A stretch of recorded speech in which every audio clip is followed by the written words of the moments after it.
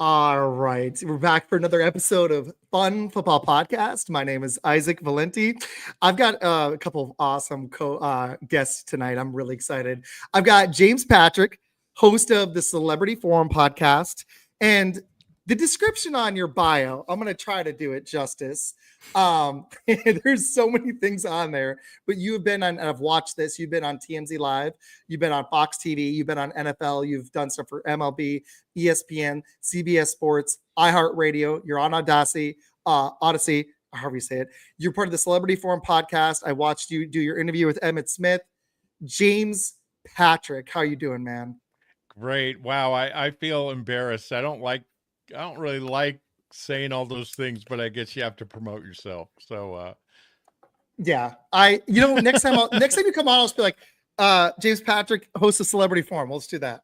there you go. And we've got Khaled. Dude, tell us, everybody, about 40/40 Vision. I was watching y'all's YouTubes today, and I thought it was a lot of fun. I watched one of your more recent shows from last week. Tell everybody a little bit about your show. Yeah, so it's called the 40/40 Vision podcast, or under the 40/40 Vision Sports umbrella. Our idea is, we're trying to be a sports history podcast, so we're trying to keep the past alive. And one of the big focuses is evergreen content. So I know a lot of podcasts like this one, for example, they try to focus on things that are happening in the here and now, which obviously is very exciting, keeping folks informed and all that. But we wanted to kind of treat our podcast almost like a library, right? So there's books on the shelf or a magazine on the shelf that is relevant for a week, a month, a year, 5 years, whatever it is. So you can go and listen to our first episode or our 150th, and they're all pretty relevant. We like to mix it up by doing some redrafts. We do a lot of what ifs. So like the top 5 what ifs in the history of the Chicago Bears. Maybe you and me can do a Packers one day. We do a lot of redrafts. I know that'll be a lot of fun. And we also do, some athlete and, front office interviews and stuff like that. So we just try to have a lot of fun and keep the sports history alive. I like it, man. Very cool. That's awesome. My buddy, he's not on tonight, but when I bring you guys back on, his name is Med, and he's even more into sports history than I am. Awesome historian of the game. I've had an actual NFL historian on, and it was an honor. And I love that you're focusing on different elements, because I think that it's good to keep that element of the game alive, because we wouldn't be where we are now you could look at U.S. history, you could look at the NFL. It wouldn't be what it is without the greats before it. Our country, everything. You could focus on any element of history. So I love it. James. Good idea. I wanted to, I gave you a huge spotlight there. Can you quickly tell everybody a little bit about yourself and the Celebrity Forum podcast before we get going? To be really honest with you, I was in the medical field for 20 some years, and I was an administrative director, respiratory care, and I started my own business, and I was totally into ER, ICU, all that trauma stuff, and okay, I loved all of it. And then I started a sleep in a cardiopulmonary lab and did that. And I started writing for politics, and that was a little bit scary, so I stopped doing that. And then I started writing for sports, and I was going to quit because I didn't think anyone really I was working with, I'm not going to say the company I was working for, no one was really motivated. They just kind of hung out. So I wrote an article on Ken Stabler's passing, and it went viral. And all of a sudden, I was going to quit. That was going to be my last article. And all of a sudden, ESPN's calling me, ABC, University of Alabama. And I started doing radio all throughout the country. ESPN, I got to do 25-minute interview on ESPN. And I mean, it was unbelievable, the things that were happening. So I just started doing podcasts, Florence and I. My partner, Florence, amazing person. And we had such a long day today, so she's kind of resting a little bit. You're good. No worries.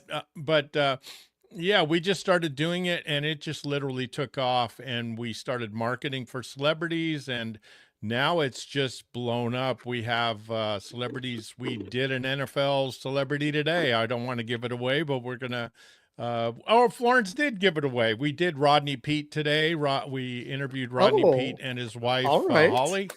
So we've, we've just been real blessed with all the things that we've done. I got to speak to Mick Foley.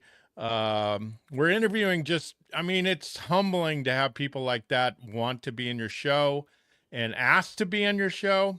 We even had Absolutely. Taylor Swift's team. We did some marketing for her. So, it's just kind of a little bit of a whirlwind.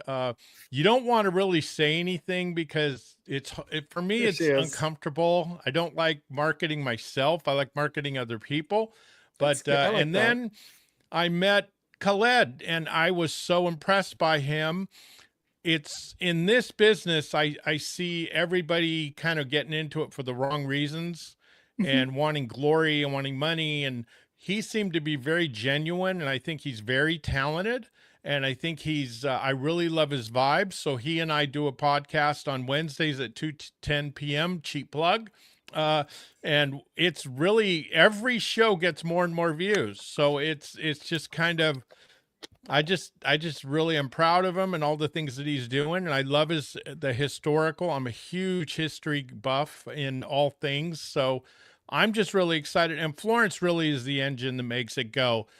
I get a lot of the accolades sometimes because I do, a lot of the research and sometimes like that, but she's really the engine that makes it go. I just kind of do my thing. So she's a very special person and I love her and she's the greatest. So I'm very blessed. I just kind of show up and talk and I guess do an okay job. And so everything's going okay. We're copacetic.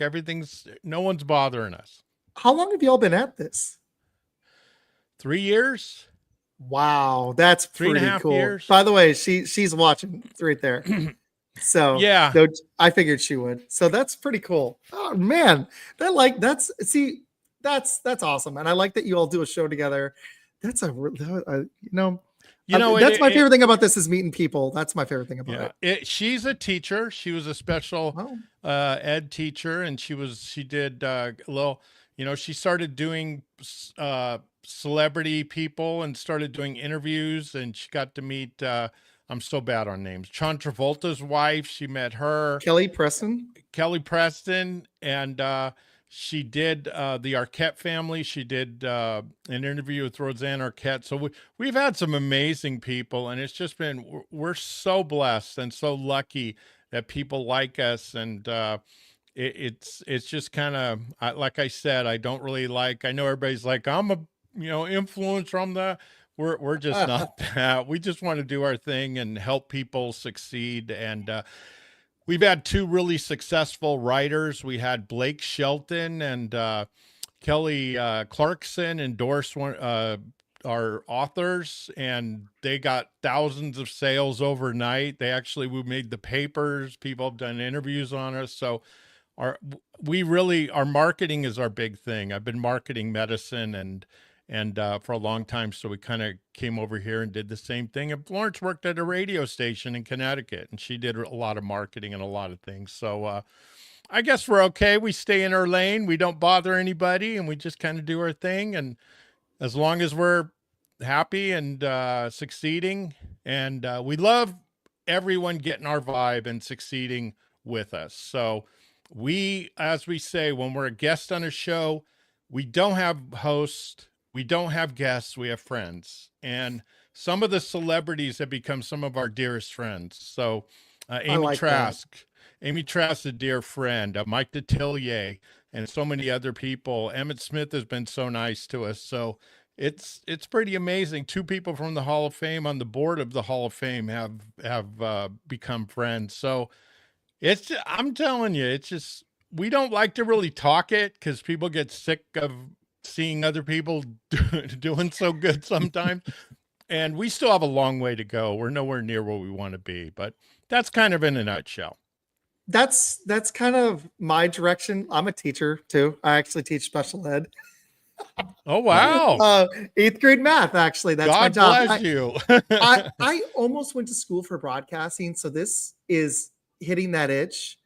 And I don't want to brag. It's starting to grow. I've had some NFL players on this year, and That's my dream, is I had Blaine Bishop on and Quentin Jammer. And my dream is to bring a current player on. Had the head coach of William and Mary on a couple months ago.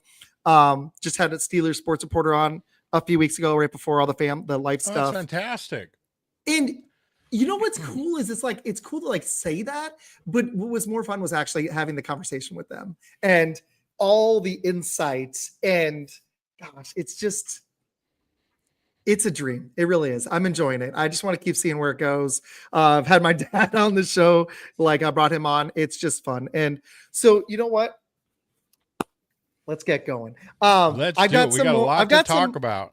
I've got some more non-NFL questions to me. It doesn't always have to just be NFL based. But yeah, tell me about your NFL fandom. Khaled, wait, I gotta spin it back to you. What is your team, man? I see New York. That's just a hat. Okay, good. I was like, that's be a rough season. Yeah, I know, right? People get confused. I like to wear different kinds of hats. I probably have 100 hats. I have maybe 300 jerseys, so definitely not just my team. But I am a Raiders fan, unfortunately. Sorry, it's been a rough, I'm in my late 30s, so I've been a fan since like the late 90s. And I was, about 9-10 years old. Yeah, about the I same grew age up as in me. the Bay Area. Yeah. I grew up in the Bay Area, and it was, either Niners or Raiders, and they're both pretty good at the time. But I decided to be a Raiders fan. I like the colors. I like Rich Gannon, and that's basically it. Yeah, so it's Tim been Brown? a long, Tim Brown, Tim Jerry Brown, Rice, Charles Woodson. But Charles Woodson. Go. Yeah, my favorite player at the time, for sure. You're a kid. You're 10 years old. All you really focus on is the quarterback, right? Absolutely. So that was my guy, Rich Gannon. Oh, and yeah, I mean, they were great. They just ran into a historically amazing Bucs defense in 02. I remember that. But I mean, Rich Gannon was on fire at the end of his career. And Jerry MVP. Rice was still performing. He was. And Jerry Rice was still good at 40. And Tim Brown, I think people forget, was a pretty awesome receiver. So I don't blame him. And you know what? If they can get the quarterback situation figured out, Genty might be special. They just got to surround him with some players. The NFL it's worst to first every year. So why not us next year? Who knows? We were talking about it too. I mean, the level of parity, there's a few teams that clearly need some talent, but the talent at the top is probably, the gap is shorter than it's ever been. James, who's your team? The Raiders too, and my father. I'm a lot older than you guys, but well, not too much older, but I'm older. And my father, as a kid, would go to the Raiders games in 1960, and he moved here from South Dakota. And as a kid, he went to the games. The Raiders actually went to restaurants because no one would go to the games, and they would give the tickets away. So they would play at Candlestick Park. And before they got Frank Ewell Field, which was they called, Bob Trumpy once called it the biggest erector set. It was a little scary stadium in Oakland, and then they obviously made the Coliseum. We were born and bred Raider fans. When I had my medical business, we actually got hired by the Raiders to do some of the oxygen. So I got to meet Al Davis. It was classic Al Davis. He shook my hand and told me, you better do a good job. So it wasn't like, thank you for being a fan, or I'm honored, Mr. Davis. He said, you better do a good job. So he was totally, but we've met a lot of the old Raiders. Some of them, unfortunately, passed away. But we still are friends with the Bill Pianos and some of the other ones. And it's just we lost Cliff Branch. And I helped out in getting a little bit, just a tiny bit, to get Ken Stabler in the Hall of Fame. So we did a drive for that. So that's pretty cool. Since the Raiders moved, my allegiance has kind of died a little bit. I just kind of like football. And I watch football. I hope everyone does well, but the game's changed so much that it's just not the same to me. So I'm kind of more of a fan of the game than of one team. So I get that, because I mean, my Packers let me down every year for the last 15 years. They find a way, so I end up having to root for somebody else in the Super Bowl, even though they've been competitive. And now I'm in a weird transition period where I'm dealing with a Jordan Love, who I can't tell if he's that guy after dealing with Aaron Rodgers and Brett Favre my whole life. It's a weird period to be in right now, but they fielded a pretty good roster. I can only say I'm pretty happy overall. But the offense is pretty banged up right now. It's been a wild season. Like, I mean, my team started like on top of the world. We beat the Lions. We smacked them around, and then we smacked around the Commanders. And I'm sitting here thinking my team's the best team in the league, and then we can't beat Cleveland, and we tie Dallas. No offense to Dallas, but it's been a weird spot. We hit my team in a second. What's the biggest thing you guys want to see with the Raiders moving forward? Do you want to see Pete Carroll stay? Do you want to see them draft a quarterback, offensive line? If you had one big move, what would it be? Draft a quarterback. It's as simple as that.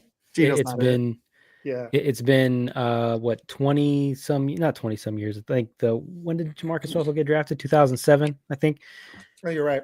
It's been a long time since they drafted a quarterback in the first round. I mean, Derek Carr was right on the cusp. I think he was like the 34th pick, something like that. So almost a first rounder. But since then, obviously, since Carr left, it's been a huge mess. Good memory. That was good. Okay, great. 07. So that's a very traumatic time in my life. The Jamarcus Russell it sticks in your brain. It sticks in your brain. Yeah. So, I didn't expect them to draft a quarterback when Derek Carr was early in his career or anything like that. But I think in the last couple years, they've gone like this veteran route, trying to kind of paper over the cracks. Oh, Gardner Minshew, Jimmy G, in this case, Geno, and all that. It's like, just go out and draft a quarterback. I'm not really sold on anybody just yet. I know it's still early in the college season. We still got to do the combine and interviews and all that stuff.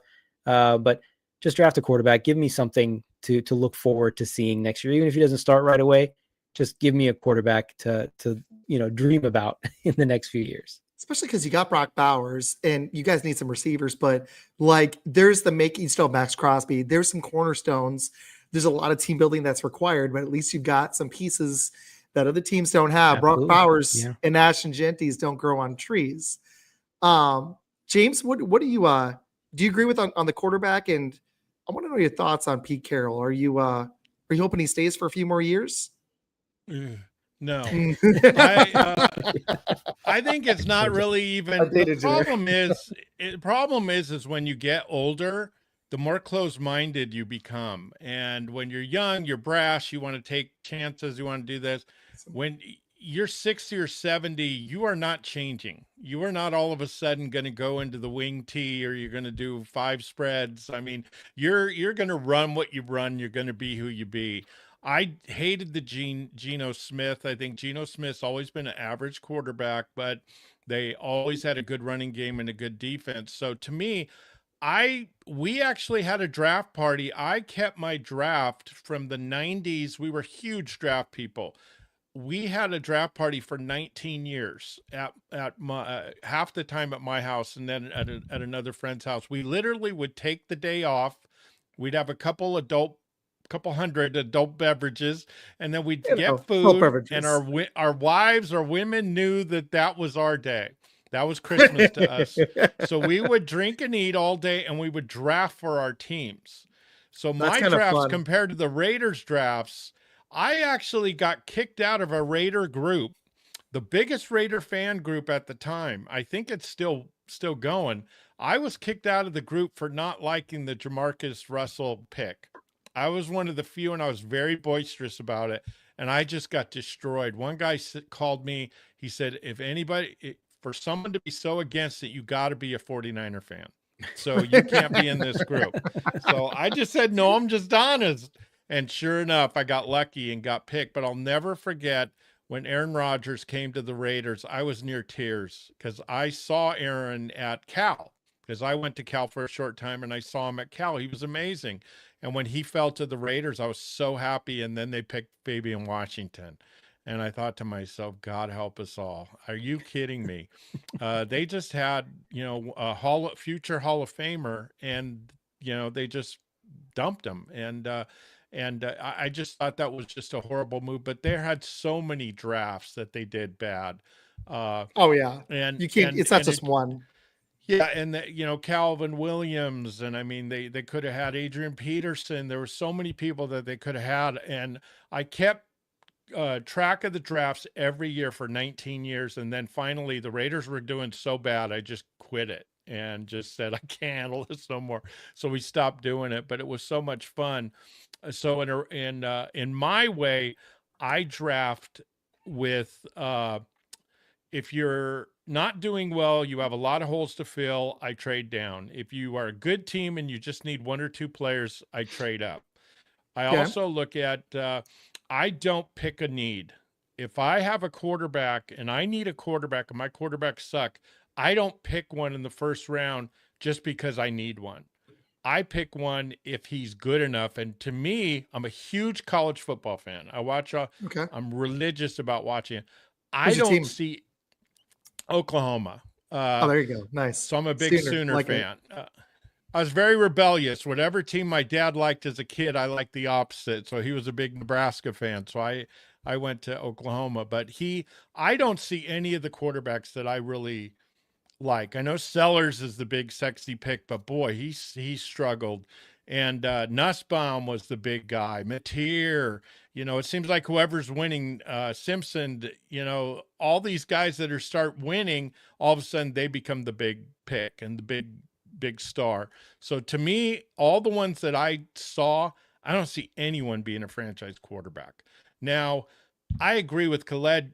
Pick someone in this, just because they're not a first round talent doesn't mean you don't pick. You pick them in the second or third round or even the fourth round. If I was drafting in the NFL, I would pick a quarterback every year. I don't care if I have a quarterback. I'll pick one every year. So that's kind of my thing. That's how I go about the draft. I like that. That's a good mentality because, I would take the best prospect like you. And the Jamarcus Russell one, I didn't like him at the time either. It was 15, it was almost 20 years ago now. But I got to know, what were you against? It's okay, because I agreed. Like, I saw maturity issues, and I wondered if he could handle. It's kind of the same stuff with Caleb Williams, but he's starting to prove me a little bit wrong. I still want to see more. But why did you not like DeMarcus? The things that I look at as a quarterback to me, and I'm not an expert in any way, I'm just a fan like you guys, but my thing is the things that I look at is, can you handle a rush, your pre-snap decisions, and are you accurate? Those are the three main things that I look at. What are the three things, and Khaled and I have talked about, what are the three things they look at now? Athleticism, size, and do you have a big arm? That's why 70, yep. That's why 70% of their picks are failing. Because to me, you look at Shadur Sanders. Now, he's very accurate as long as no one's around him. And so that's why you got to get people, get a great offensive line. He's not a guy that's going to be flipping and doing Mahomes and running around and throwing. No, he's a guy that needs time, and he holds on to the ball a long time. So you got to give him time. And that's the problem I'm seeing with Jamarcus Russell, is that, one, he could not read defenses. If the games that he lost that year, who did he struggle against? Auburn. They scored 7 points. They were the number one team. They scored 7 points against Auburn. Why? Auburn's defensive coordinator at that time was a pro-style defense. He struggled against the zone. And I just said, this is a horrible pick. I was so against it. He also struggled when he was rushed. You remember Jamarcus Russell was huge guy. But if he couldn't step up into that pass, he just wasn't accurate. And he was horrible for the Raiders. I mean, he in the top 10, and Khaled's probably seen it being a historian, is that he was picked as the number 2 worst draft pick of all time. So when you're missing guys like that, and you got the number 1 pick, sets you back for a long time. It's organizational stuff too. I mean, like with the Cowboys, they had the same problem with Jerry. At least he gets some stars and then sometimes keeps them, so they're adequate at least. But the Raiders have been, when your ownership, it's really difficult to have a successful NFL team. It's almost impossible when your ownership is the problem. The Packers actually lack an owner at times. I think it hurts them. They just have a CEO. It's a weird situation because they're unlike the other 31 NFL teams. But The ones that are run well typically have an owner that gets a GM that knows what he's doing, a la the Eagles, a la the Chiefs. And it's just like I work at a school. If the principal's bad, odds are it's going to filter down to the rest of the school. And it's the same thing with an NFL team. Like, they shouldn't be involved in a lot of the day-to-day decisions, but in essence, they are, because if they put the right people in charge, the blueprints, they filter down. And that's, I think, is the biggest problem with the Raiders. And I think, honestly, I know a lot of Bears fans. I've got one watching right now, and that's been their problem, is the Bears. He's got a good question for you guys. I'm going to hit this. His name is Peter. He's been on the show several times. Very nice guy. He said, Hey, Peter. Who do you think are the 3 biggest misses at the first overall pick from 2000 on? That's a heck of a question. Can I just say Jamarcus 3 times? Yeah, I was just going to say, look at the Raiders draft, and that's pretty. The Cleveland Browns too. I mean, you see a lot of teams that are struggling. I think there's so many of them. There's so many quarterbacks that have busted. So I'd have to look exactly to get my top 3, but the Raiders have had tons of people. Look at even Tyree Wilson. He'll have 1 or 2 good plays a game, but he didn't step up to be, I saw his rating, I think 2 weeks ago, it was 59% on PFF. So, I mean, there's just so many bad picks. And the problem is the NFL has changed. And like Khaled has said, it's a different day. Al Davis could get the 49ers, the Steelers, they could get a great Hall of Fame player as a backup. They could get him as a backup. And now you have the salary cap. So every team has a weakness. And the only way to bypass the salary cap is to use young players and to get young players on the cheap. Because if you're going to go through free agent market, you're going to get screwed, because what if one of them gets hurt? Now you're screwed. Look at Micah Parsons for the Packers. He gets hurt, the Packers are screwed, because he's making a boatload of money. Unfortunately, we're a little screwed anyways, because we tied our money to Jordan Love, and we've got one of the worst receiving cores in the NFL, because there's always someone injured.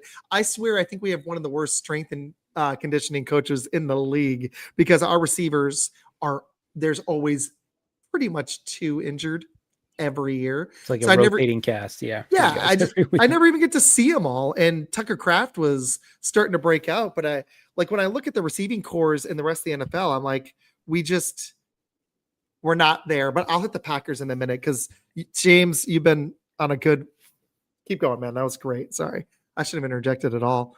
No, I'm glad you did. So his question is interesting, because I'm reading the number 1 picks. And to be honest, good ones. There's not a lot of busts. Here's the last several. Okay.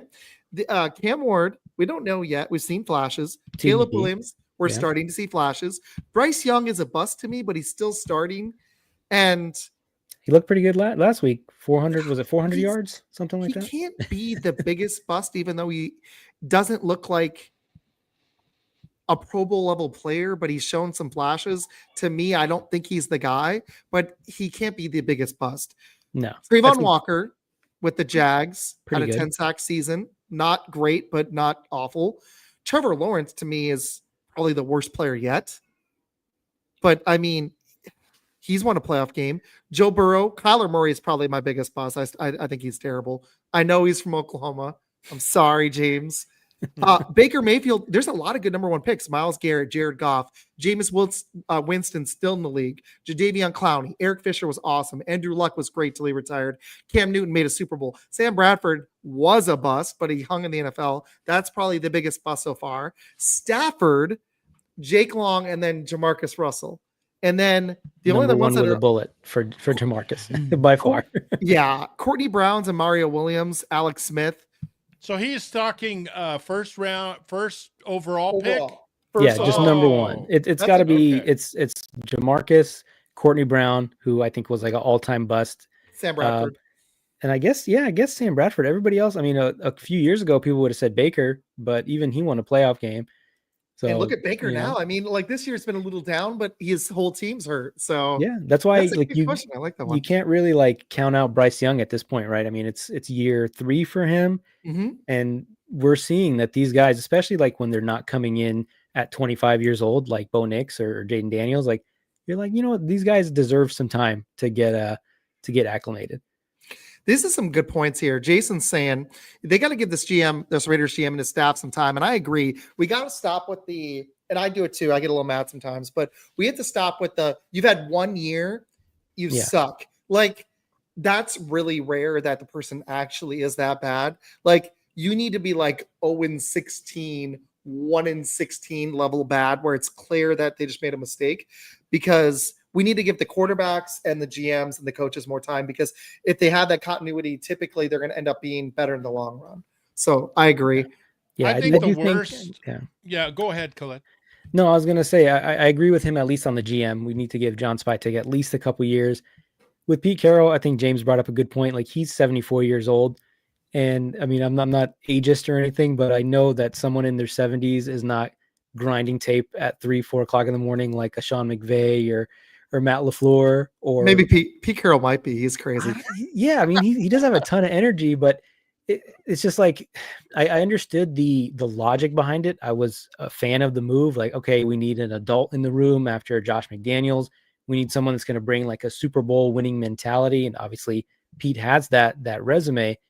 But at the same time, it's like the NFL is just skewing younger and younger when it comes to these head coaches. You look at the successful head coaches recently, Andy Reid is the outlier. Everyone else is in their 30s and 40s. Sean McVay, Mike Vrabel, Shanahan, LaFleur, Nick Sirianni. Like, all these guys are young and innovative. Ben Johnson, like all these dudes who are at the top of the league, with, again, the exception being Andy Reid. Maybe he's the exception that proves the rule, because everybody else around him is in their 30s and 40s and they're doing great. So I think the Raiders just need to hit on one of those guys. I agree. I think the big thing is the identity. I think if you look, Bryce Young is not he's an average quarterback to me.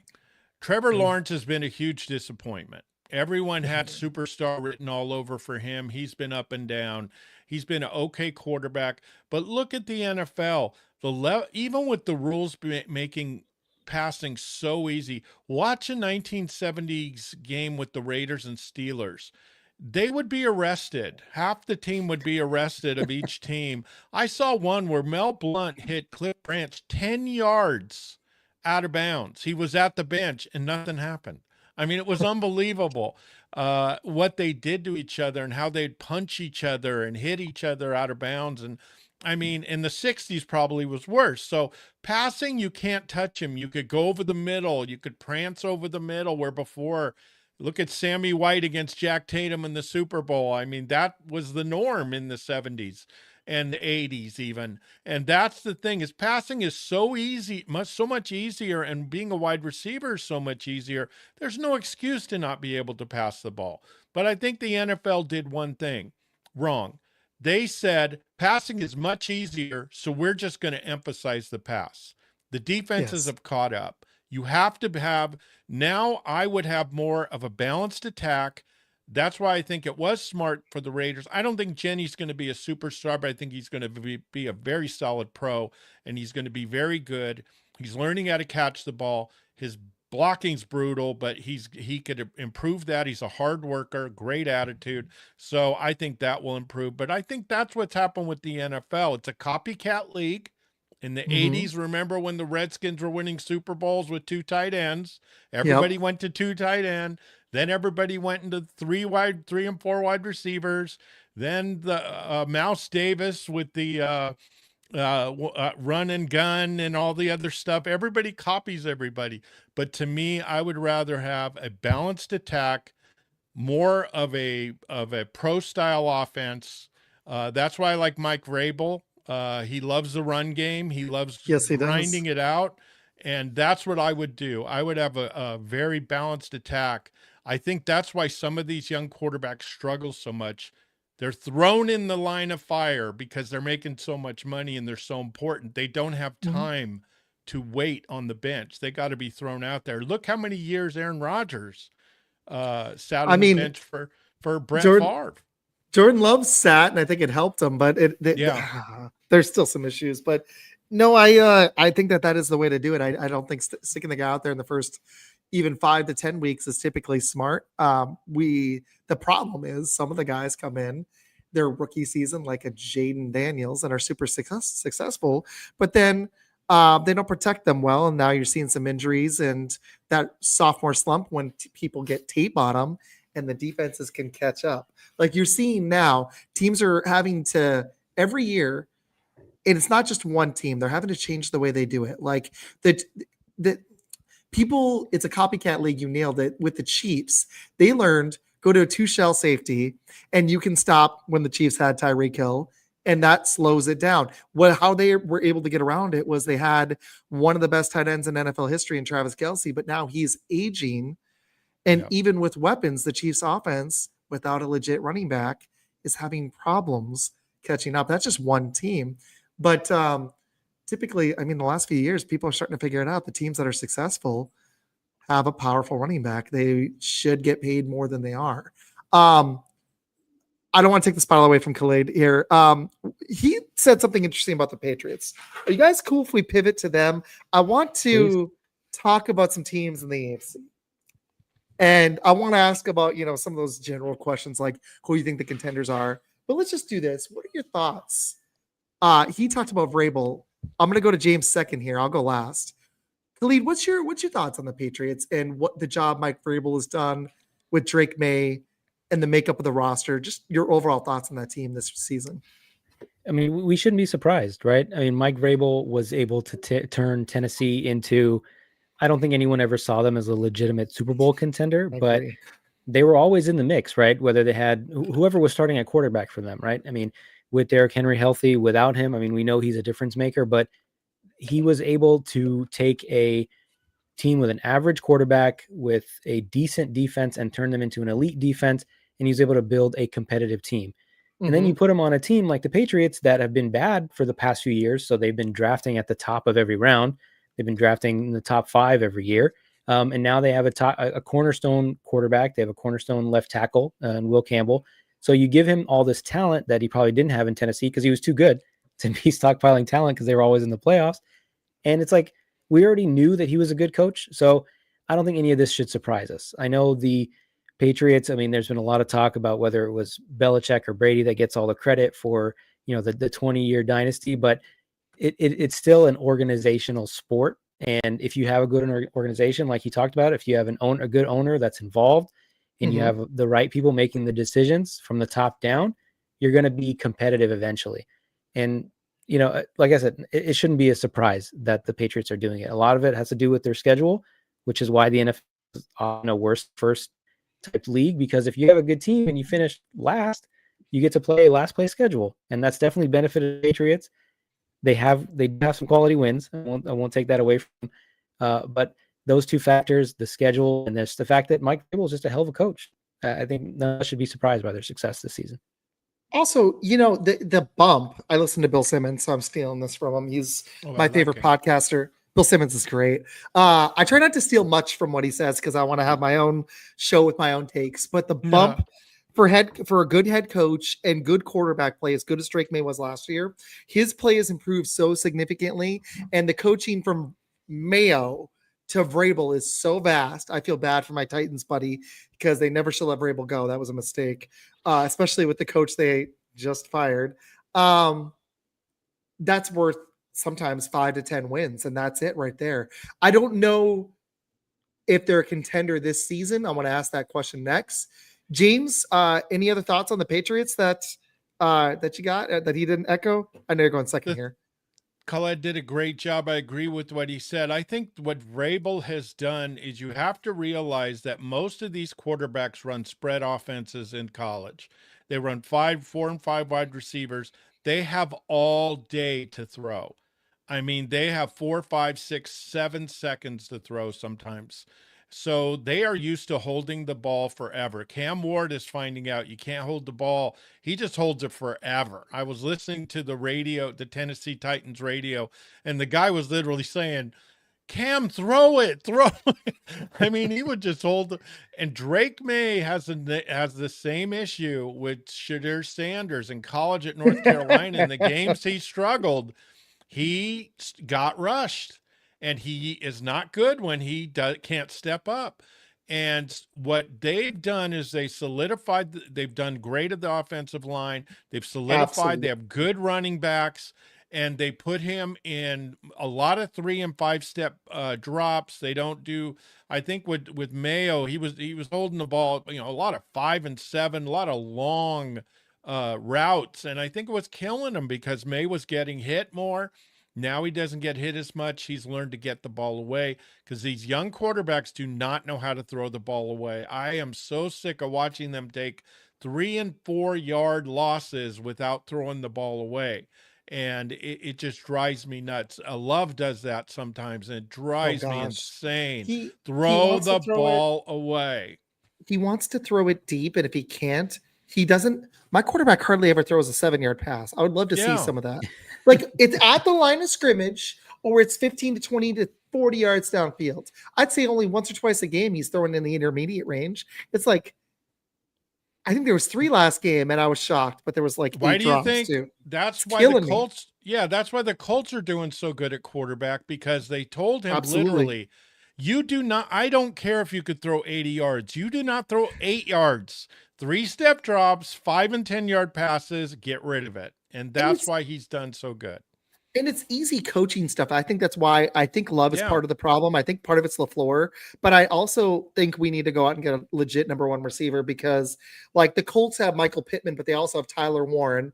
They have solid receivers behind Pittman. They're not great, but they're decent. They've got different skill sets, but they've got a clear, not alpha number 1, but Pittman's pretty darn good. But you got Tyler Warren. The Packers had Tucker Kraft breaking out. Now without him, they don't know what to do. But the Colts, we can pivot to them. They've got Tyler Warren. You got Jonathan Taylor probably playing the best football of any player in the NFL this season. Like, I know quarterback's more valuable, but I don't know if anyone's playing their position as well as he is. So that just feeds Daniel Jones, because he's got good coaching, great support around him. Defense is playing solid. That team, I can't figure out how much they're going to need Jones in the playoffs because of how good Taylor is. They feel like a divisional round exit team to me. Like, boy, their offensive line is awesome. They are the difference. Yeah, you got Nelson, and then you got difference makers, and you got Taylor. I wonder what the ceiling for a team with the Daniel Jones led quarterback is. I know he's playing great this year, but he's had a couple of bad games, and in the past, he had 2 solid seasons. He did win a playoff game, but it seemed like there was a ceiling. And I'm wondering what it is with this team. I can't figure them out. Let's go reverse order. James, do you see a Super Bowl contender? Do you think, I'm going to ask that question. Do you think the Colts, the ceiling is a playoff winner too? Or do you think they get bounced immediately? What do you think? I think they're a Super Bowl contender. That offensive line and that defense is nails. I love how physical they are. I love how they play in your face. And that offensive line, if Daniel Jones passes more than 25 or 30 times in a game, they are toast. If they can run the ball and he could just kind of be a secondary person in that offense, you could hide him a little bit, because I love their offense now. It's quick passes. He doesn't have to even think. It's like 3 step drops, quick, and then pop it up the middle. I love the way that their coaches are coaching them. And that's what they fall in love with these quarterbacks like Richardson. I told Richardson was going to be, I was laughed out of a show. I did a Colts show when he got drafted. I got laughed off the show because I said Richardson was going to be a huge bust. And he is, because all the guy can do is throw 70 yards down the field somewhat accurately. But at Florida, he had one game I watched. He was 7 for 28. I mean, I could have done that. I mean, that's horrible. So, and he had a game last year, 7 for 25, and he threw 3 touchdowns past 40, yards. I'm like, I think I could go out there and throw it up and get 5 or 6 catches. It's just like, horrible. Man, Richardson just doesn't have the accuracy. And I really like your take on the defense, and Steichen's a good coach. It feels like the point guard analogy, like quick take. They've got him playing point guard. And that's what I want to see with my team. But they've got Daniel Jones in the right element, and he has enough mobility that you can tap into that. But Taylor, Taylor's taken the pressure off of him so much. And you've already got, even as a rookie, you've got Tyler Warren playing top 5 ball at his position. Pittman is not top 5, but good enough. And then you got Taylor, probably the best running back in the NFL. So you got 2 guys top 3 to top 5 at their position, taking the weight off him. And you got the offensive line playing good. Defense is pretty solid. So all you got to do is have the guy, just being a Chris Paul out there. What are your thoughts? Do you think on the Colts, do you see what's the ceiling? Super Bowl contender. I think in AFC, yeah, the AFC, every team is flawed, right? All the top teams, the Patriots, you're like, okay, are they as good as we think they are? For real. The Bills have a terrible run defense. They got, exposed by Sean Tucker of all people last week. The Chiefs are, this weird team lacking an identity. The Broncos they have an offense that runs super hot and cold. I know their defense is elite. But if you look at the Colts, they're probably the most complete team. They have the biggest question mark is the quarterback, but you kind of look at the Eagles last year. It's like a lesser version of the Eagles last season, where you have a quarterback that's mobile enough. He's not going to throw for 300-400 yards most games, but he's mobile enough to attack you with his legs. He's big, he's strong, he's more athletic than people think. You have a guy that's playing like the best running back in the NFL, on pace for 2,000 yards, just like Saquon was last season. The receivers aren't as good, but the tight end is probably better. And you have an elite level defense. They go out and get sauce to improve that defense. So on paper, if Daniel Jones is this version of Daniel Jones, then I don't see why they can't win the Super Bowl this season with everything that they have. I mean, I know he's had some bad games, but he's also had some really great games too. So we got to give him credit for that as well. Khaled said it also. I didn't want to interrupt you, but Khaled said it also. The team to watch out for is starting to get healthy is the Ravens. The Ravens are not out of it. And I'm telling you that with their healthy offense, that team still is dangerous, especially on the road. Those guys have proven they can win on the road. And I think that they are a dangerous team. I think the Bills are done. Their defense is horrible. And I just don't like the Bills. Yeah, I think it's the changing of the guard. And so it's going to be interesting. Well, that pivots to my next question. Okay. And really quick, my take on the Colts is I think they have a chance. I really like this comment. He's a more mobile Ryan Tannehill. I still want to see Jones do it in the playoffs. Like, I'm wondering in a year, what are the odds that we're going to think Daniel Jones, is it going to be another Baker Mayfield situation? Or is it going to be, we're not sure if he's the guy still situation? Like, Darnold was looking great this year, and then he just tossed a game, and he had those moments last year under pressure with Minnesota. So it's Baker, honestly, is one of the few guys that's changed teams in his prime, and it's worked out. That almost never happens. I'm starting to wonder if we're going to see a little bit more of it in the NFL, because there's some organizations, like we just talked about, that are so poorly run. You could stick Patrick Mahomes in it, and if without the development, you may not see it. Even Patrick Mahomes or Josh Allen. Like, they needed damn good coaching and damn good situation around them to flourish and become what they became. Like, one of the worries I had with Caleb Williams was the offensive line was just going to let him down. He was going to get hit so much and hold the ball so long that he wasn't going to develop. Situations matter. Like, who is going to do well in, I'm going to be mean right now, not the Raiders. They have some players I like, but like, what's the team? Gosh, the Jets. And it's sad because they have Garrett Wilson and Breece Hall. So I like feel like that should be better. But yeah, the Jets is a good one. The Jets. That's probably the team. Even the Dolphins are starting to pick it up now. Okay, but let's pivot. You said Ravens. I worry about the D, but I can see it, James. I like that take because they're starting to get hot with Lamar. That was Khaled's. Okay. He said it, and I agree that with was Khaled's. Okay, so who do you guys see as let's do this. Which two teams, it's the AFC Conference Championship week. Which two teams are in the AFC Championship game? Right now, the standings, I'll just read this and I'll go last. It's Denver, New England, and then Indy because they had a bye. And then Pittsburgh, Buffalo, Chargers, Jacksonville. Houston, KC, and Baltimore are actually outside the playoff picture right now by a game. but I don't think that's going to stay. So those are the standings in the AFC. Which two teams are in the AFC Conference Championship? And then we'll pivot to the NFC for a little bit. Say Colts Ravens. I think that would be a dynamite That's a AFC fun championship. one. It would be a lot of fun. It would be exciting. I mean, you kind of have the Colts are like the upstart. The Ravens are the wounded warrior that's coming back. They probably have an easier path than some of these other teams in their division, because the division is a little tighter than some of these other teams. But I think that would be dynamite. I like that a lot. Nice. Very nice. Good pick, man. James and guys, by the way, I've had a blast today. I needed this with all this stuff. So good. You guys have been great. This has been a lot of fun. If you're cool, I'm saying maybe 15 more minutes. We'll hit NFC. James, Sure. What's your conference championship? And then let's pick winners, and we'll I got to talk about them, and we'll talk about the NFC a little bit. I like Denver and the Colts, with the Colts winning. I think the only thing that worries me is that Denver in the winter, I don't even like, I'm a California boy. I don't even like opening the freezer. So playing in the cold in Denver, I've been in Denver when it was cold. It's brutal. So if they get home field advantage, it's going to be awful tough to beat them there. Don't count out the Chiefs. Mahomes is that good.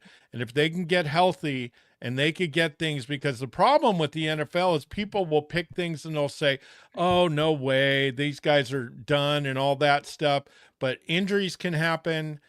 Things can change. Momentum can change. And the Colts could get, what if they lose 2 running backs or a couple of offensive linemen, and now or a couple of their fast linebackers? I mean, there's so many things that could happen.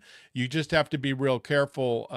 And that's why you just take it week by week. But I still think the Chiefs are going to be heard from. I think that Mahomes is not going to let them go out this way. I think all that Travis Kelce is done. I think Travis Kelce is kind of done. He's an okay player now, but he's not the same. His blocking has struggled, so that's hurting them. But boy, I'm telling you, the Colts I really like. Okay, so I agree. Here's the odds. I didn't read this earlier.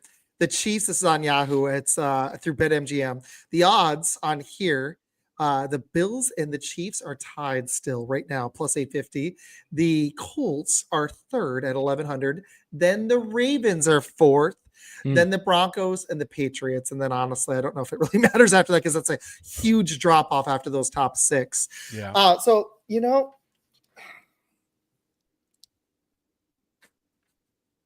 can't believe I'm going to say this. I think it's going to be Bills. I think it's going to be Bills Patriots. 2 teams in the same division. I don't trust Denver. Here's the deal. I don't trust Denver. I see something wrong. Like, they just barely win. They're reminding me of KC last year. I love the defense when they're all healthy. It looks Super Bowl contender-ish. Bo Nix reminds me of Tim Tebow. He's definitely better, but sometimes he takes 2.5 hours to get going. It's a lot like he is. He's Russell Wilson. He's the new Russell Wilson. Yeah, and that's not good, because Wilson is like Baker. When it's on, it is so Baker's even more extreme. When it's on, it is on fire. But when he's off, it's cold as ice. Yeah. And that's like 3/4 of that ice, and then fourth quarter, it's money time. It's like, all right, he can run around a little bit. I'm not a Bo Nix guy. I think he's a little overrated, but that defense is lights out. They are really good. And Peyton's a good enough coach that it might be enough, James. You nailed it. That's like, it's hard to pick against them, because if it's in Denver, there's something that feels off with them. But if they're the number 1 seed, that's going to be a tough run through. They're tied with New England right now. I like New England. I think they're a year away. And the Colts, the one thing that scares me is Jones going to play this well when they need him in the playoffs? They may not. Taylor might just run over 2 or 3 teams by himself. It's possible. But in the playoffs, even in a weaker AFC, and it's clearly weaker than the NFC to me, like, that's why I can easily see the Colts going through the Super Bowl. The AFC is weak, especially if the Ravens defense keeps playing like this. The Chiefs are 5-5, which we've never seen. They look like they're in trouble. The Bills can't stop a nosebleed in the run. Yeah. So it looks open. But I'm going to go with the Pats. I can't believe I'm doing this. Pats and Bills in New England. and that's going to be fun. If the Bills Yep. do win that second game and steal that division, that's going to make things very interesting. Josh Allen makes them scary all on their own. But because I wanted to be good around our hour and we barely talked NFC, what do you guys make of Philly? Like, defense is so damn good, it may not matter, but is that offense good enough to take them back to the Super Bowl? Or is the defense just so good it doesn't matter? I still believe. I Okay. know they've had their issues. I think today it came out that AJ Brown is dealing with some knee issues along with some hamstring issues. He did miss a game or two earlier this season, so he's clearly not 100%. So I think they have a couple things in their favor. Obviously, that the defense that you mentioned is lights out. They look just as good, if not better, than Denver, especially with the Jalen Phillips pickup. They have an incredible pass rush, which we know can absolutely dominate games. I think the benefit is that their division is really weak, so they don't have to play, Yeah. and they banked some good wins against some contenders recently, so they might not have the inside track on the 1 seed. I still think maybe goes to the Rams, but if you win your division, you at least get a home game in the playoffs. And I think the pedigree, the experience, the Hurts factor, where he's just so cool under pressure. You still have Saquon, and all Saquon needs is a couple seams, and he can break the game wide open. We saw him do that in the snow last year. He just went absolutely crazy. So I still believe in Philadelphia. I know Seattle's good, the Rams are good, the Niners are still healthy, or at least they're healthy on offense, I should say. But I still believe in Philadelphia. Good answer, man. Good take. Seriously, both of y'all. Awesome show so far. Mm-hmm. James, what you thinking of Philly? Yeah, I agree totally. They're total Philly. They're winners. Yeah. They know how to win. They're physically and mentally tough. They never quit. I mean, they are the team. I think that they're the team to beat. The 49ers are like the Chargers. They've just had too many key injuries. They don't have it. Seattle is a little overrated. I don't like Sam Darnold in any way. I think he had a great year and everything, but if you're going to put all your eggs in that basket, I think that's scary. I think Seattle, the Rams are better than Seattle. I think they'll win that division. And I think that Philly, like Khaled said, Philly has an easy division. Don't sleep on Tampa Bay. If they could get healthy and they could do, Mayfield is just a gutsy guy. They do what they need to do to win, and they've had a rough patch of late, but they have to get healthy. And if they do get healthy, I think I look at them and Philly in the finals and see how they go. Because, like I said, I think Philly is just. I think Philly's going to win it again. I think it's going to be a good game with the Colts.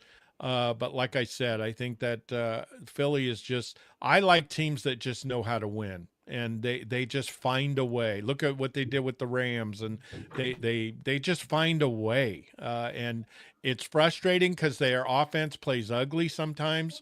Hurts is not a great passer. He's a good passer. He's a great runner, great leader, and he knows what he's doing. He's very cerebral, very smart.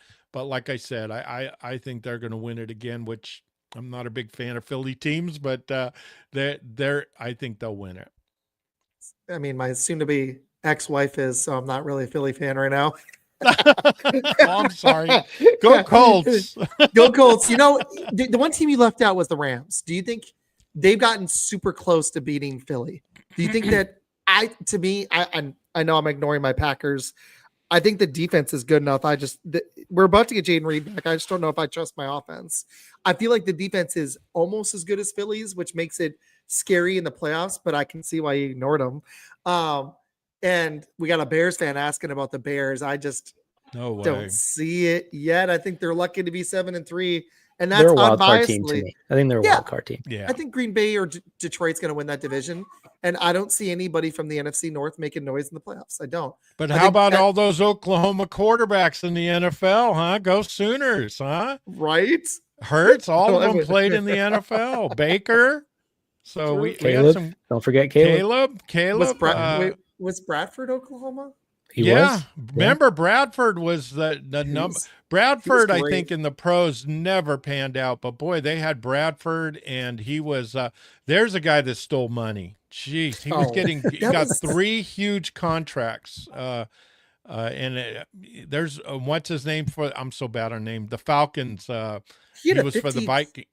Yeah, he had 50 Vikings TDs. forever. He got I think almost 400 grand in or 400 million in what's Oh, his that's name for right. the Oh, Cousins, right? Falcons? Kirk Cousins. Cousins. Yeah, Kirk Cousins. Yeah, Bradford threw the 50 TDs in college. I'm sorry, I interrupted. He's the one when they were still doing this. He signed a 6-year, $78 million deal, which Yep. doesn't sound like much, but he had 50 million in guarantees. It was the largest contract ever for an NFL rookie in 2010. And then He broke the system. yeah, he broke the Yeah. system. They were like, no. I know he played in the NFL for 9 years, but He was average. He was average to slightly below Yeah. average. You know, he stuck Yeah. around for Boy, probably was he longer good than he in should have. college, but the problem is what people don't realize is Oklahoma had 3 number 1 draft picks and their offensive line, and Sam Bradford sat back there all day, and he got away. did. I mean, he just, and in the pros, you got 3 seconds, and if you can't figure it out in 3 seconds, you better either get rid of the ball or start running. And that's True the problem story. with Sam Bradford is he was getting killed. He got hurt all the time, and that's the problem with him. But boy, in college, White, they had Calvin Murray, who was amazing. They just had so many that's great quarterbacks in college. Yeah, I forgot about those names. I like it, man. You know, that's the one thing is I actually don't watch a ton of college, but I do a lot of scouting in the spring, and I think I'm going to start watching a little more college. I just I love college. I watch so much NFL. That's my problem. But moving forward, I think I may be having to because I'm getting more into dynasty fantasy football, which you need to know rookies on. Yeah. And with the podcast, I'm doing more and more NFL draft coverage, bringing draft people on. So I do a ton of scouting in February and March. I think I'm going to start it earlier this year. Okay, let's do it. Which 2 teams do you see making the NFC Conference Championship? To me, it looks like Rams Eagles. I just the Bucks, and trying to be unbiased about my Packers. I don't think they can go on a run. I don't see the Bears. I don't see the Lions. The 49ers are too hurt. It looks like just Eagles and Rams to me. Like unless Green Bay or Seattle or Tampa get on a run and get healthy. That's it. I can't see anything else. I don't trust the Lions, and Goff outdoors is scary bad. Like the dude, it's not his fault. He's a California boy. We don't like the snow. We don't like the cold. We're not made that for game. that. He's just getting. It wasn't all his fault. The offensive line was getting rocked because the Lions stupidly let go of some of their linemen, and it's really killing that team. But the Eagles just were wrecking his offensive line, man. That was. Oh. I Golf think looked we're like gonna see a lot of that. The Eagles. yeah, golf that D-line is golf scary. looked like golf is. looked like the kid from A Christmas Story who had all those layers and jackets, and I mean, God, how did he even throw the ball? He had so much. That poor kid was dying with the cold. I love Cali it. boys don't like that stuff, man. We like it warm. So, and that's my question with Goff. Is it's similar to Jones, but I think it's been proven to me. I love the talent around, but I think if the line, and I think he's a great system QB, but I don't think the Lions are going to achieve their ultimate goal with Goff. I just don't. I hate to be mean. He's a nice guy. He's better when things are good than even Jordan Love. But I think the ceiling with that guy is already what they've achieved. If they had everything perfect around them, their offensive line is struggling. It is. Yeah, I've seen quarterbacks win. I've seen teams win with less at QB, win Super Bowls, but I just don't think it's going to happen with the Lions. It's been a while since that's been a fact. It has. I think it's like even Hurts played well. Yeah, I mean Hurts is. I mean that playoff run. I mean that Super Bowl, not this one, the previous one. It was probably the best game of his career, with the exception of that fumble. It's such a pass heavy league, like James talked about earlier. That's like. I don't know if you can win with a subpar quarterback anymore, like the old days. I agree. Not to interrupt you guys, who has the worst quarterback game of any winning quarterback in the history of the Super Bowl? Well, I Peyton know Manning. Trent Dilfer. Oh, Peyton No, Manning. Yeah, I was gonna Peyton go Trent Manning against Really? Denver. Denver against. Oh yeah. You remember he threw a Carolina. key interception, which he always did in the postseason. He threw a key interception, and they were going to come back, and they went 4 and out. He was 1 for 13 on third down, and Manning was horrific, and he still holds the record for the worst game for a winning quarterback in the history of the NFL. That's a good. I like these takes. Goff You needs a could line win a when he's drink rushed. on that. Win That's a drink a on good- that in a bar. I'm gonna bring that one up. And Hurts, when Barkley was shut down, the defense played outstanding, but he played pretty well. And even the Super Bowl last year, he had almost 300 yards total. He was their leading rusher. He had almost 3 touchdowns, or he had 3 TDs, almost 300 total yards. So he can amp his game up when he needs to. He's a weird guy that does. It's like he knows how much he has to do to win. He doesn't turn the ball over. That's the big thing. And he doesn't. And he's awesome in the short yardage stuff, which I can't think of anybody else other than maybe Josh Allen that could do that in the NFL right now.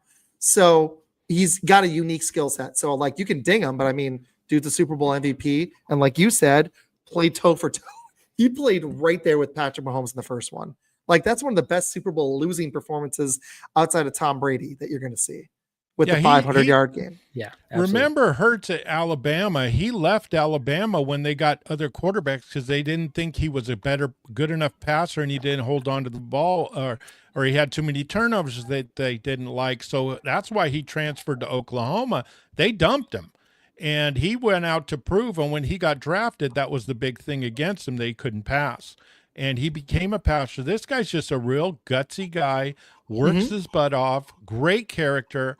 I love him as a quarterback. He's proved a lot of NFL people wrong. And I really like the Eagles. Like I said, I'm not a big Philly guy, but Tampa, they're good. Yeah, but like I said, they're gonna now your Packers, to be fair, Love is a very streaky player.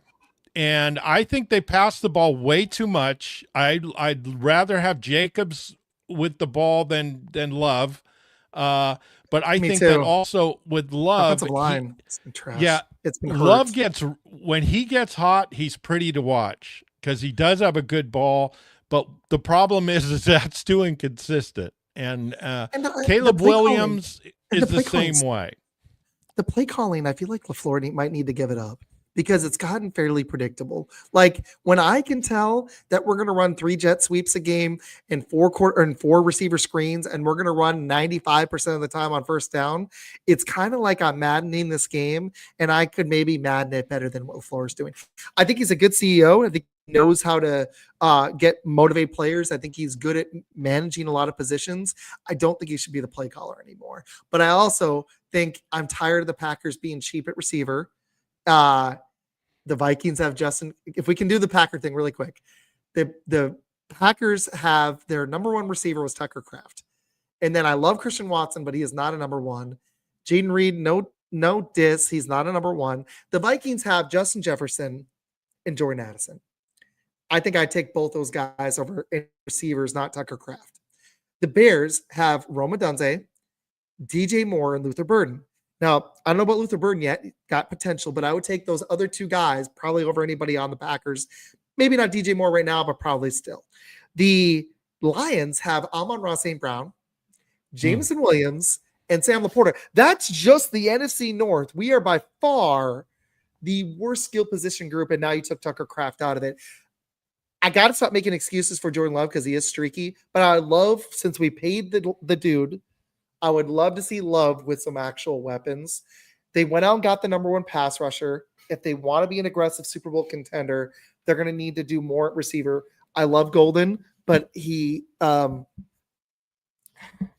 to be nice here. He needs more time. He hasn't been healthy, and I don't see the 4.2 speed, and he's more of that body type we keep drafting, the 5'11", 6 foot, 205-pound guy. We keep drafting this over and over. And Jason's right. He's not good enough to play calling. Yeah, there's some stud wide receivers coming out next year in the draft. There Big is guys man. that are fast. That ASU kid. Yeah, so Ooh. I think that if they have to draft a wide receiver, but there are some superstars coming out and potential in the first 3 rounds. So there's no excuse next year for them not to pick up another weapon because And I that like I division do is like him too. loaded with good It, wide receivers. it is, man, and we don't have the corners, although it's decent.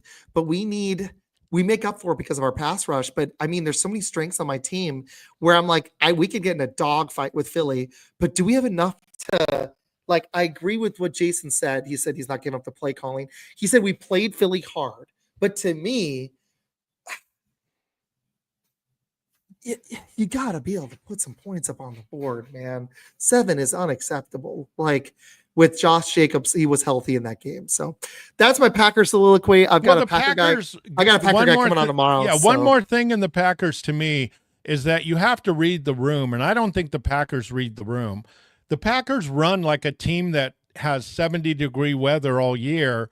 And to me, you Yeah, have a snowstorm. Why did Bud Grant do so well? Why did all these the Packers of old? Is you play in the snow, you play in cold. You I need know. to have a ground and pound team that can do a nice short passing game. If you're going to rely on deep passes in the Green Bay weather, you're insane. You've And they've got done to it. have it. Yeah, if you're in the Colts or Detroit or wherever, okay, that's fine. You live in a dome. But they need to be like Philly. They need to be a ground and pound guy with wide receivers that make tough physical catches. And that's why I love their team physically, is that they come at you, they're physical, and that's what I think they're missing. They're almost like a finesse team in a cold area. And to me, that's just a Doesn't losing work. Yeah. formula. Yeah. I agree. That's a really good take. You guys seriously brought it tonight. I'm not surprised, but it's awesome. James Caleb and told me Caleb, he always tells Caleb, me what to say, so I just go Caleb's by like what here. he says. He's like, hey, here's the note cards, and you're gonna talk about how the Packers are a finesse team.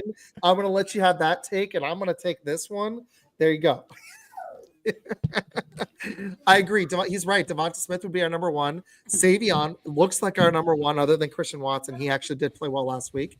I would love to see Matthew Golden get the ball more. I'm not seeing the speed, and it seems like all we want to do is take deep shots, and then they're so predictable with the run game, and the run blocking hasn't been good enough, James, that Yep. there's no holes for Josh Jacobs. He's running Yep. into, like, he's getting slammed at the line, and he's such a good running back. Occasionally when he's healthy, he can fall forward for 4 yards, but it's almost like the Philly situation where there's no lanes unless we're playing, the Steelers or something stupid, like a terrible defense. That's Pittsburgh this year. Okay. Let's pivot, because I want to try to be good, get you guys out of here soon. I could talk all night. This is great. Oh, I'm having fun. I don't know about Khaled. He's got more responsibilities than me, but Yeah, I got some kids to put to bed, but I'm Okay. doing great. Thank you. All right, we'll wrap it up in a few minutes. Who do you guys see making the conference championship? And let's do our Super Bowl picks. NFC, who do you got? NFC, I think it's going to be a rematch of last year. It's going to be Eagles, Rams, two best teams, the two most complete teams. I know even though Philly's been struggling offensively, I still believe in that pedigree. But I do think the Eagles make the Super Bowl. The Eagles make the Super Bowl. James, who do you got? I got Eagles and Colts, and I like the Eagles to win it. I think the Rams actually beat the Eagles this year, and that's biased, but I really do like the way Matt Stafford's playing. I love Devontae Adams. The Rams almost beat the Eagles. Yeah, the Eagles remember they lost the in last that second blocked field goal. Second field goal. So last year in the playoffs probably should have beat them. Yeah, they were this close to beating them twice, and I wonder if Philly's going to keep squeaking by the Rams. I think one's going to break the Rams' way. They're talented. They found a way.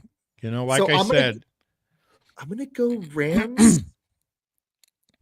Damn. I guess I'm going. This is really tough. I don't know if the Bills can stop the Patriots rushing attack. I'm trying to think between Pats and Bills. I'm going to shock. I can't believe it. I think it's too early, but I'm going to go Patriots Rams Super Bowl. Let's get a rematch from the early 2000s. Yeah. 2018 rematch. Yeah, let's do it. And I'll pick in that scenario. I think Stafford gets his second ring. Jason says Packers Eagles. I don't know if the Packers have enough on offense. I got to see it. Maybe they flip it around. I worry they've lost too many pieces. Tucker Kraft is huge. That'd be a fun game though. It would. I would love to see my Packers make a run. I think that'd be their ceiling, would be the conference championship, but I'd love to see it. They need to make some progress, but I don't know. We'll see. I love the defense, but okay. So who do you guys both have Eagles winning the Super Bowl? Yeah. Okay. Yeah. I got one last one for you. Who wins not Super Bowl MVP, but who wins MVP this season? I think it's Matt Stafford. Matt Stafford. If the Colts, or sorry, if the Colts get the number 1 seed in the AFC, it's going to be Jonathan Taylor. If they do not, and the Rams get the number 1 seed in the NFC, I think it's going to be Matt Stafford, because he's clearly the difference maker on that team. And I think it's going to be almost like a career legacy award. Like, hey, you've been great your whole career, and now we're finally starting to see it. He's finally over 500 for his career. He's leading currently the best team in the NFC. So it's between those two guys. Do you think that the NFL will actually give it to a running back? Because I think Barkley deserved it last year. Is Taylor's, gosh, he's playing so good. Like, if he breaks some touchdown records, you got to do it, right? That's what I'm like. What does the guy have to do? Get 50 touchdowns? Like, I think he's on pace for like 40. Almost. I know Saquon fell just short, but it was like, yeah, I think it was like, all right, it's Josh Allen's turn to win it. It's been a few, he's been on the cusp. It's like, all right, it's not Lamar. Can't give it to Lamar again. Pat Mahomes could probably win it every year when they win the division. But yeah, I just think that the Colts have been like the story of the season, and he's been so much better than everyone else on his team. It's not like you can say, oh, well, maybe it's Daniel Jones. Like with the Eagles, you could say, okay, well, Jalen Hurts had a great year too, but on the Colts, it's definitely Jonathan Taylor doing the carry job. So I think he has the advantage there. Guys, thank you. I needed a good show with everything going on. This was awesome. James, absolutely. What's your gotta go Jonathan Taylor. If they lose one game the rest of the year, he's going to be the MVP. He's playing so lights out. What I love about him is he's a huge team player. He's always given love to his offensive line. Yeah. He's always given credit to everybody else. He doesn't like glory. I love that guy. He's one of the most underrated players. If Indy was in New York, they'd be building statues for these guys. The media would be losing their minds. But because they're in Indy, no one's really saying much. So, like I said, I just really look at the hype they did for the Giants, and they just won 1 or 2, games, and they were losing their minds, the New York media. So again, I think the Colts are real. Now, the NFL doesn't want the Colts in there because that's a small market team. They would rather have someone bigger. But I think Jonathan Taylor is really, he's a special talent. He's been doing it for a while, and I really love those guys. And as long as their offensive line stays healthy, boy, I like their chances to win. Well, and that seems like a fun sports town to me. Like when the Pacers are good, people love it. Like this year, the Pacers, I know they didn't win it because Halliburton went down. I follow NBA too. But, it's a fun sports town. Like in the 90s when they were good against the Michael Jordan and with Reggie Miller, that's been a fun team. And when Peyton was good, the national media got on board, like because Peyton was so special. I'm wondering if this Taylor Jones Warren thing will be so good for a minute, kind of like the early 2000s Rams, maybe not quite to that level, but close.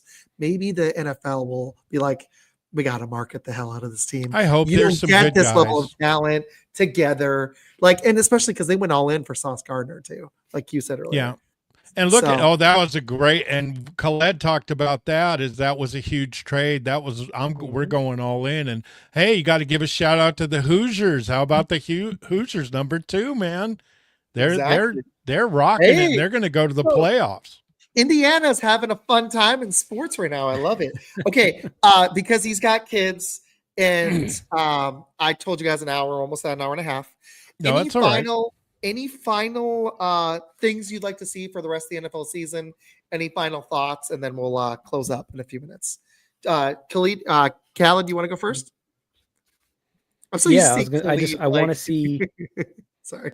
Yeah, it's Khaled. Working on it. I want to see one team in each conference really like separate themselves from the pack, because like this season's been all about parity and just, teams all bunched up in the middle. I want to see a team really, really just separate themselves and get that 1 seed and just lock it up, because that's more fun to me, is when we have a team to root against in a way. So, okay. Unless it's your team. Yeah, I agree. It ain't going to be mine. So I understand. I just want mine to make the playoffs. I hope y'all's gets good too. I think the NFL is a more fun league when the Raiders are good. I really do. They've had so many awesome players in history. It'd be cool to see them get back there. And I'm hoping Pete Carroll can turn it around. But if not, hopefully they've got some building blocks. James, what would you like to see? I like your take, man. I would like to see the Colts really win the Super Bowl. I think it would be fun. I think they're a real team. They have one superstar and they have excellent players. They've got guys that are, and they do have guys that are high-end players, but I just think it would be fun to see a good, wholesome team. There's a lot of scandals going around. There's rumors that the gambling scandal now has NFL players involved in it, and they're getting checked out. So we're talking about, and I told people when these sports sold their soul to the gamblers that they had hated for all these years, now they see the money. It's going to get dirty. And now it is when you got the crime bosses involved with the gambling. I mean, that's kind of bad. But I would really love it to see that. And you're right. People forget that for almost 30 years, the two most popular teams in the NFL in the 60s and 80s up to the 90s were the Raiders and the Cowboys. You either loved them or you hated them. And to see the Raiders fall so bad and to see both those teams really in the way that they are was kind of sad because, boy, they were must-see TV. Everyone watched them. And when you'd go to a mall, everyone would be watching them. So it's really sad. I hope the Raiders, I don't have much hope. Khaled's a nicer person than me and a more, he's young and he's still got the bright hope, and I'm older and I've seen too much. You're like, I know where nope. the bodies are buried. So I know where the bodies are buried, so I don't have a lot of hope. But like I said, I think that I would really like for the Raiders and Cowboys to do better and for the rest of the year for the sake of their fan bases too, because boy, it's when they're good and both those teams are doing well, the NFL's a happier place. So it's kind of a sad thing to see, but that's my hope. But I'm rooting for the Colts. I hope that they win the Super Bowl. Anybody but Denver. I hate Denver because I'm a Raider fan and I don't like anything in LA. So I hope the Rams lose too. I hope Philly loses too. I don't like Philadelphia. So I don't like much anything, but yeah, I'm all in for the Colts. I really hope they win it. That's what I'd like to see. I like it. I would like to see my Packers have an offense. That's all I want. Score more than 7 points, score more than 13, and actually field an NFL offense. I would love that. I would like to see the Colts successful. I think they're a lot of fun. There's a question I forgot to ask you earlier. My dog's getting mad at me, so just a few minutes. But really quick, what's your favorite? And this is for both y'all. Your favorite show or interview you've done? Because you told me all the people at the beginning. I want to circle back. What's one that stands out? I know I brought up Emmitt Smith, but you had a list of names. Why don't you go, Khaled? You've done. Yeah, I was going to say we'll be here all night. If you're asking James, he's interviewed just about everybody. He's like, let me check my list here. He pulls out like it's like a Declaration of Independence song. Yeah. Florence did it, not me. For me, it was a former NBA player. This was like when I was first starting, so I was really green and raw. It was Tariq Abdul-Wahad. So he was the number 10 overall pick in the 1998 draft by the Sacramento Kings. So he was a guy that I liked a lot as a kid. He's one of the few Muslim players in the NFL or in the NBA. He's the first French-born player to be drafted in the NBA. Now it's like a very common thing with Wembanyama and Alex Sarr and all these guys. But he was a trailblazer, and he gave me an hour and a half of his day, and he talked about Kobe and defending Reggie Miller and Ray Allen. It was like kind of the golden era of the NBA for someone like me. So that was definitely my favorite so far. That's freaking cool, dude. Very nice. That's awesome. Cool pull. I like it. James, I mean, if you can narrow your list to like, I'll give you 1.5. I'll give you 1.5, and I'll give you a true crime story with one that was very, to this day, has still freaked us out.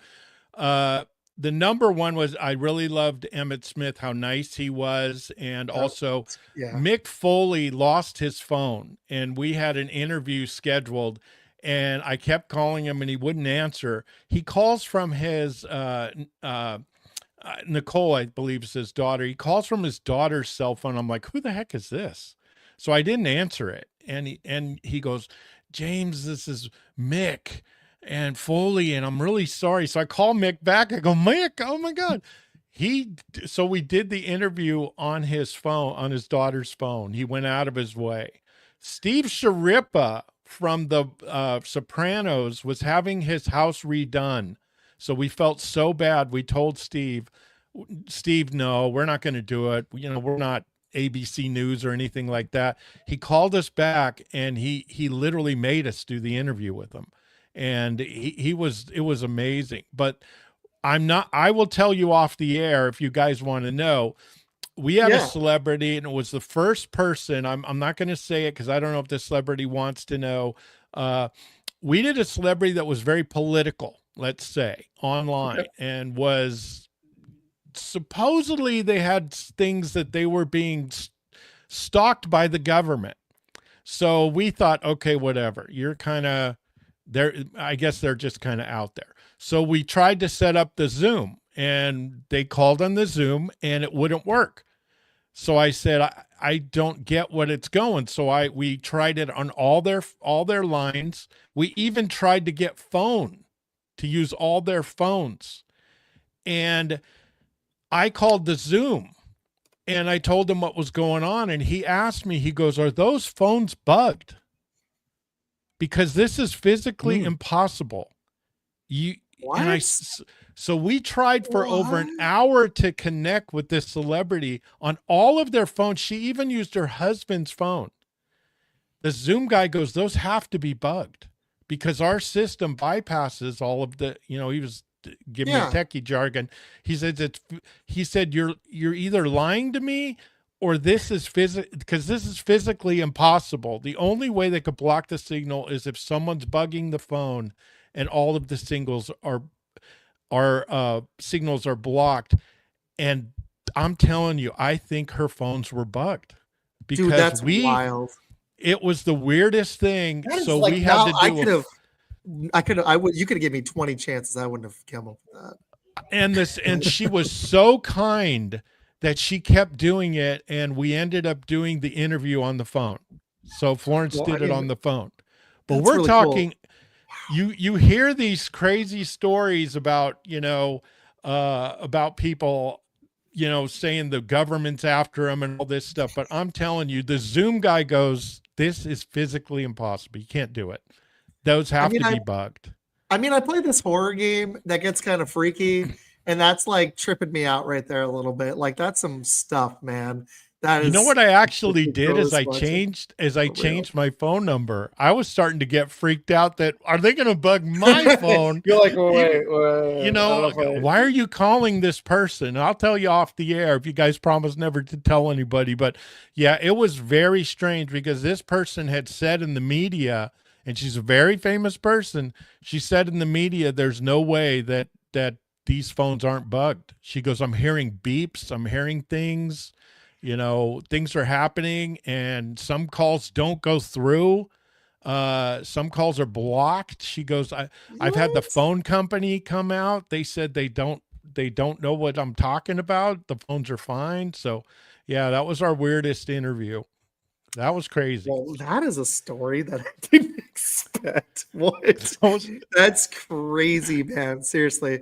Yeah, Khaled, I understand you got to go. Dude, it was an honor meeting you. Really quick, can you tell everybody where your guys' show is? I'll do my final plug and we'll bounce.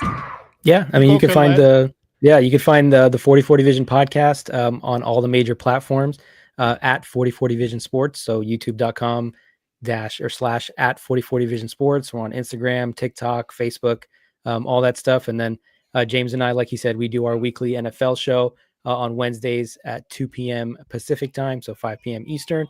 We just talk ball, have a lot of fun. So check both of those out. Cool, man. If you guys ever need a guest, I'd love to.